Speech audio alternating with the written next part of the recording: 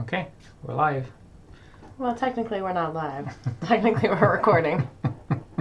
We do really appreciate everyone who is coming to our YouTube channel to watch our videos, though if you know us in real life, you know we're giant dorks above anything else. So we love seeing people watch our videos and send us comments via Facebook or direct message or whatever. So thanks so much for joining us. Tonight we are going to be talking about post-processing of photos. We participate in a lot of photo groups on Facebook and other places, and we see a lot of questions getting submitted very often about techniques, basic techniques to use in Lightroom. So that's what we're going to focus on tonight. We're not going to be addressing any of those situations where major edits are needed, although I think that would be a good follow-up video to do when major work is required. But tonight we're going to be working on one picture that was really a great picture straight out of the camera as shot. It's a strong image as it is, but definitely has some room to be improved based on the editing that will be applied in Lightroom.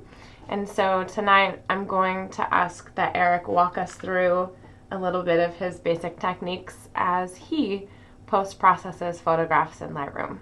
Yes. Okay. So this is the shot directly straight out of the camera. It's completely shot. It was shot in RAW, and it's pretty good. Everything is where it should be. It's in focus. It's very nice, sharp. It's very well balanced. But basically, this is what I would do to edit a basic shot like this, to make it from good or decent to much better. And the whole reason that we shoot in RAW is that it allows us to have more flexibility during the post-processing, because if we shoot in JPEG, it's actually going to look slightly better out of the camera, but in RAW file it's going to look a little flat, but then it allows you so much things to do with it. So anyway, the first thing I generally start with, since the exposure is pretty good for now, it could use a little bit of extra exposure, so maybe like something like this. Yeah, something like this. That looks pretty good. And I cannot emphasize enough that the monitor somewhat has to be calibrated, and if it isn't calibrated, you should definitely be accustomed to it. You should know how pictures generally look like, so you can adjust the pictures so they look to match what your expectations are. This monitor happens to be calibrated, so at least I know where I'm going. To me, already this was shot with the 70 to 200. Yep, it is at all the way to 200. It feels a little cool to me. The color temperature is a little bluish. Yeah, so generally what I like to do is to find a point in the picture, if I don't have a gray card, is to find a point that is fairly neutral, or should be neutral to the picture. So I would imagine that the socks would be white, that the shoe would be gray, but it's all, you kind of have to guess. So what I like to do is to start with the color temperature and to go in the gray area. Now this looks a little green, but it's a little warmer, but still a little green. So I'm so sorry, what you just did is you took the a color selector? picker. Okay. The color picker right here for the color, and then you kind of like go around and select something that it to you should be neutral. Unfortunately here we didn't have a gray card to have an absolute reference. But this is pretty good. I'm going to warm it up. At least the balance is about right. And then you can make artistic judgments. So to me, that looks about right. Yeah, blue is supposed to be blue. The skin color is supposed to be skin color. And in white, when I hover over the white area of the sock, it says right here. I'm going to point with the mouse. Well, I can see you pointing with your finger. And so right here it will say the 3 RGB values. So Here right now it shows like 75, 73, 79. So it's a little on the bluish side. Let me move slightly. 16, 69, 70, 67. So it's still blue even on this one. So the blue, you're gonna increase a little bit. So the blue is not as prominent. So right now it shows 74, 72, 77. So still the strong value, still 77. Let me move around. 68 on this one, so it matches the red, so that's fairly close. 65, 62, and then 65. So that's fairly, this should be fairly accurate as far as the color temperature. So it sounds like what you're saying is that when you are hovering over something you expect to be neutral, you should have the red, the green, and the blue fairly equivalent. Fairly equivalent, Okay. yes. Yes. So when you saw that the blue was registering a little higher, you took your temperature and moved it a little up more toward the yellowish scale. Yes. Okay. Yes.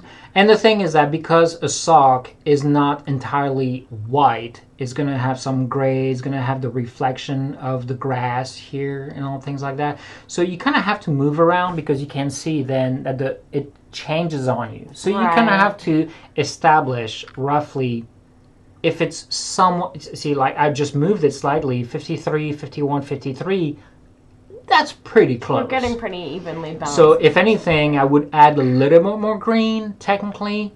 But here, if I go up 80, 78, 80, maybe, it's really artistic. But roughly, it's in the ballpark. It's not going to be super low. So let me remember this. So 63. But if I was to put like in the blue, this looks very cold. This looks very blue. And of course, you can see when I go on the white that 89 is, on the blue is completely way off. So the histogram is telling you your white is no longer white. It's no longer white. Your white is now predominantly blue. Yes. So it was around 63. But this is if you want to be somewhat accurate. That is, your white are going to be white. Sure. Yeah. Sometimes you want to be like extreme colors, which is fine. Some people like to be things very warm, like this, let's say. And there's nothing wrong with that. But at least it's a good baseline. So this one, of course, you can see this a little warmer because 77, 72, and 67, that's definitely warmer. But anyway, so let's go with the basic line that we established, which was 73 something. Yeah, around there. So that should be fairly where it should be. So the second thing is there's probably some contrast that I could use and some cropping and then the horizon line. So let me do a few little things here. I like to get a little closer, probably using the rule of third on the eyes. That's what I do. And then here you can see that the horizon line is not quite straight. So you could technically pivot the whole thing. So that looks a little bit better to me. If you don't want the person to be, leaning. If you're not sure exactly how to level this, here's a little trick. You click on this little icon and then you drag where the horizon technically is. There you go. That should be technically leveled. Now you mentioned the rule of thirds, and I saw that you cropped it so that the subject eyes are on roughly the top third.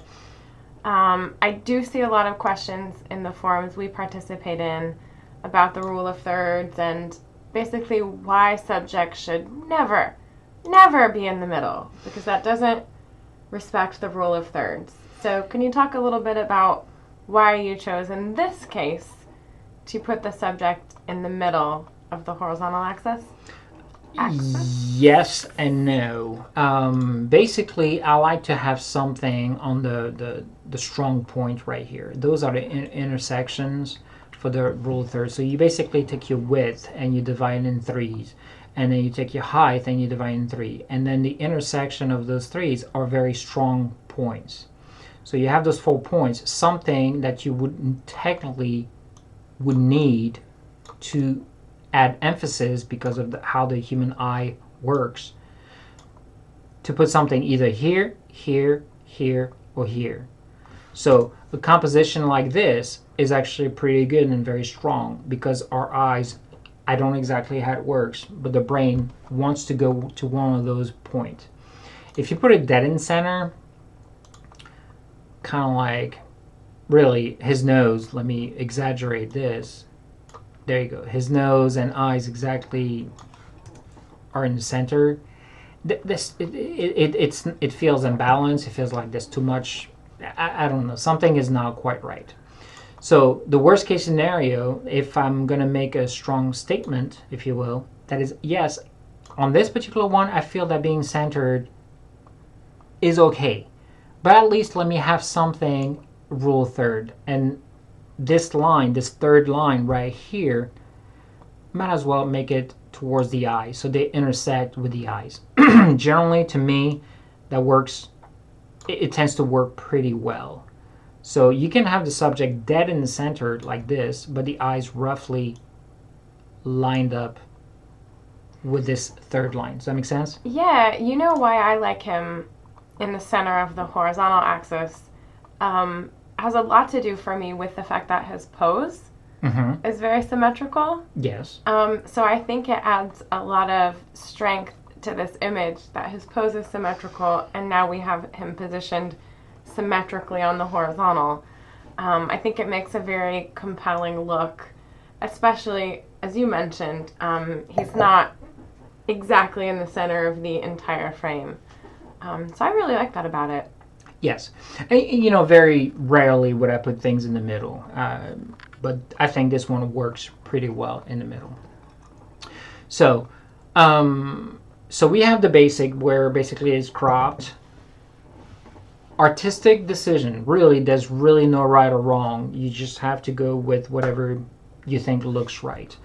Exposure has been done, color balanced. The white is supposed to be white, the gray is supposed to be gray, the blue is supposed to be blue. So that's pretty good. Then the next thing I generally do is to make sure I'm trying to maximize the dynamic range of the picture. So here you can see that all the blacks, so this particular area of the histogram represents the blacks, and over there represents the whites.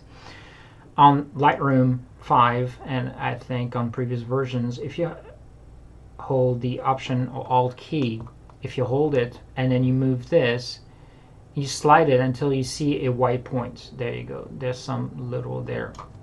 And then you release. And then you do the same for the blacks. And until you see some real blacks. There you go. Right there. What this does is it maximizes that the blacks are really black and that the whites are really white. So you can see a before. Oh, there you Maybe. go. Well, this is the Spoiler alert. The edited version, so ignore the before because it's a virtual copy. But anyway, so you have a greater dynamic range, and this is a good way to make sure that the images are really pop out of the screen versus something fairly flat when it's kind of like this, where everything is. Which is a look as well. It's a look. You might choose sometimes, but not for what we're going for here. Yes. And then the next thing is to play with the vibrance. So the cool thing about the vibrance is that it generally boosts the colors, kind of like saturation, but it barely touches the skin tones. So generally you kind of boost it a little bit, and you can see that the skin is fairly untouched and the green start to pop up a little bit. So this is pretty neat. Then on this particular picture, the important thing that I wanted was the a little dreamy look of cinematic kind of look. So on the tone curve, what I'm going to do is to take the absolute black and not make them black, but to make them back to gray, if you will. So what I generally would do is you go to medium contrast. The only reason I like to use the medium contrast is they're already set points for me. And they're fairly in the middle, like between the medium contrast and the original. So you have this line right here. This is the default. And if you go to medium contrast, it's still technically a horizontal line. But it gave me those little grabbing points that I can move around. So this represents the absolute black, and what I do is increase the blacks, and I'm going to exaggerate it so you can see the look that it gives. And you can see that the blacks aren't as black as they used to be, and you can see here that it's clipping not at the same level. So let me do it before versus after. It gives like this non-saturated black, and you can really push it until wherever you like it. So that gives this look, this versus before and after. The blacks are slightly different.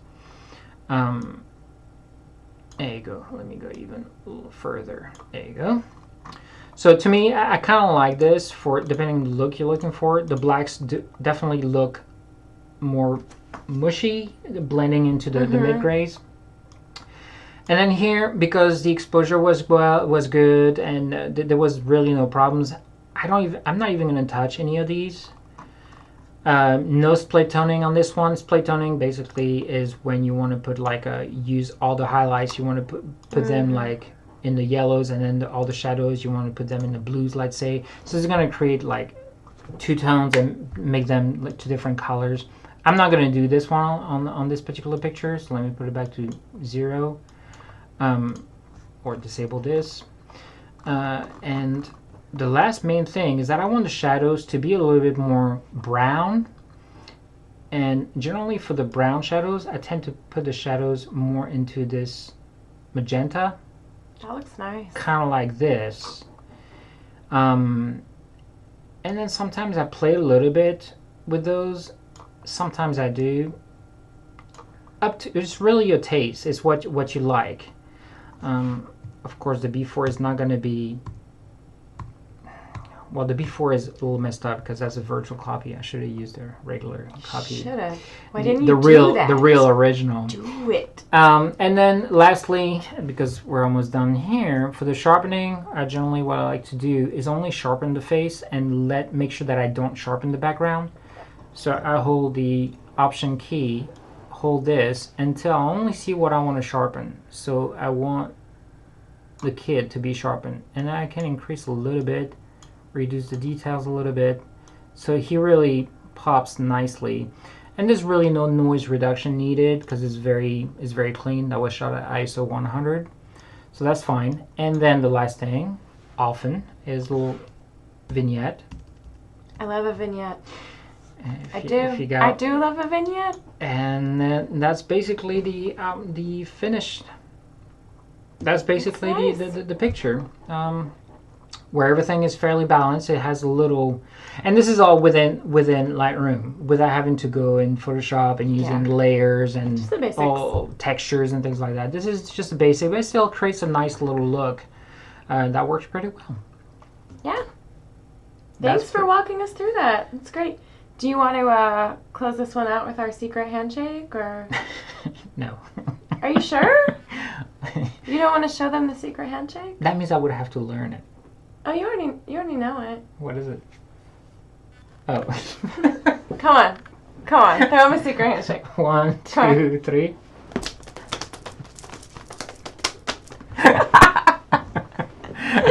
Bye, guys. Thanks, babe. Thanks so much for being with us tonight.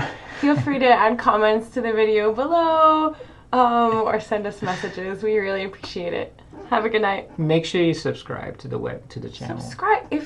If you subscribe, or whichever. We will teach you the secret. I know it looked complicated. It's not as bad as it looks. Bye.